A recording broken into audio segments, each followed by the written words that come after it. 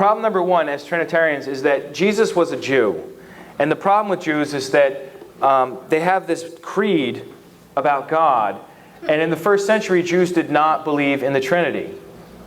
And Yaku was talking about a lot of scholars. Well, I don't even think you could find one that says Jews, apart from Jesus and his movement, believed in the Trinity. I mean, there's not, like, nobody even has ever even thought that, I don't think. So that's an ironclad statement. And the reason why the Jews don't believe in the Trinity, then or now, is because of the Jewish scriptures that proclaim monotheism. So if we look at Deuteronomy 4:35 and 39, for example, you guys are familiar with these verses, I think. To you it was shown so that you would acknowledge that Yahweh is God. There is no other besides him. People reading these texts are going to come away with a certain perspective that there's only one God named Yahweh and there's no other. So acknowledge today and take to heart that Yahweh is God in heaven above and on earth beneath. There is no other. And so this idea of Jewish monotheism is really troubling. And so if I say statement one, Jews did not believe in the Trinity in the first century. Statement two, Jesus was a Jew. Conclusion, Jesus did not believe in the Trinity. You know, it seems like a very ironclad statement, but what's the comeback? The comeback is, well, how do we know Jesus didn't differ with the Jews in their common understanding of who God was? And our response to that is Mark 12:28 to 34, which is a conversation. I mean, it's really an excellent thing to look at, because what if we could find a conversation between Jesus and a Jew about who God is and see if they disagreed? And the best kind of Jew to have this sort of conversation with would be an expert in the Scriptures, a scribe. The scribe would be the best person for Jesus to have a conversation with about God's identity, to talk about differences or similarities and so on. And what do we find when we read such a text is the scribe comes up to Jesus, and this scribe he's not fitting the mold of a scribe trying to pose a trick question to Jesus. He's not in that category. He's just checking Jesus out. And he says to Jesus, what's the first and great commandment? You know the story, right? Hear, O Israel, the Lord our God is one Lord, and you shall love him with all your heart, soul, mind, and strength. That's what Jesus says. Good Jewish response. You find the same thing today if you ask a Jew.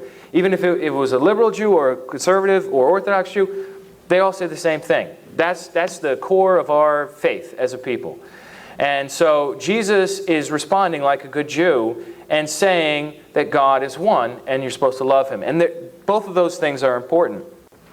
And so Jesus confesses this Shema, and he doesn't alter the creed. He doesn't add other statements like compound before one. He doesn't say, Hear, O Israel, the Lord our God is a compound unity, and you should love them. He doesn't alter it. He just leaves it as one. And then the question is, how would a Jewish scribe have heard this? Would a Jewish scribe have heard this creed as a Trinitarian creed or a non-Trinitarian creed? And of course, the response is a non-Trinitarian would hear the Shema as a non-Trinitarian creed. And so Jesus has a real opportunity then, because we know historically that Jewish scribe, who was not part of Jesus' movement whatsoever, had a non-Trinitarian understanding of the Shema. And we know that the Shema should be understood as three persons in one essence.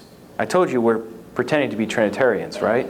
So that's the correct understanding of the Shema from our perspective as Trinitarians. So this Jewish scribe has an incorrect interpretation of the Shema, and so Jesus has to now explain to him the additions, or at least corrections, or at least throw in some sort of uncertainty here. Otherwise, Jesus is complicit in this Jewish scribe's ignorance and is even misleading him to continue not believing in the Trinity, even though he's the second person of the Trinity.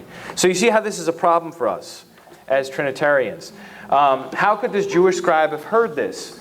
And so the scribe, and we know how the Jewish scribe took it, because he responded, he is one, and besides him there is no other. That's how he understood the Lord is one. When he heard it, he said, well, what you mean by that is he is one and there is no other. So it's very explicit what's going on here. And here's what Jesus does. He doesn't alter, he doesn't criticize this Unitarian reading of the Shema. Rather, he highly praises the scribe and says, you're not far from the kingdom of God. And so in this encounter, the Jew who doesn't believe in the Trinity and Jesus, who does believe in the Trinity, presumably, agree on the same definition of God. So that's a contradiction, right? That can't happen. If Jesus really did believe in the Trinity, he should have corrected the Jew with more information.